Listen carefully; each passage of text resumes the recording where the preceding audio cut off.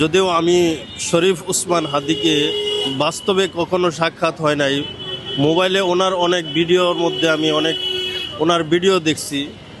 আসলে প্রকৃতপক্ষে উনি বাংলাদেশের জন্য একজন এমন নাগরিক ছিলেন, বাংলাদেশের জন্য উনি এমন একজন বাংলাদেশ দেশপ্রেমিক ছিলেন এবং বাংলাদেশের এমন একজন উজ্জ্বল নক্ষত্র, সে একজন বীর মুজাহিদ নেতা ছিলেন। এবং কি উনি বাংলাদেশের জন্য শুধু বাংলাদেশ না, মানে উনি পুরা বিশ্বকে টার্গেট করে কিছু কথা বলছেন এবং উনি ইনসাফ ভিত্তিক কথা বলছেন। বাংলাদেশে কিভাবে ইনসাফ কায়েম হবে, উনি এরকম কিছু কথা ভিডিওর মধ্যে আমি দেখছি, যার কারণে ওনার প্রতি আমি খুব দরদশীল হয়ে আজকে সেই ময়মনসিংহ ভালুকা থেকে আসছি এবং ওনার কবর দেখার জন্য এই সূরা ফাতিহা এবং সূরা ইখলাস পাঠ করে জিয়ারত করছি আমি।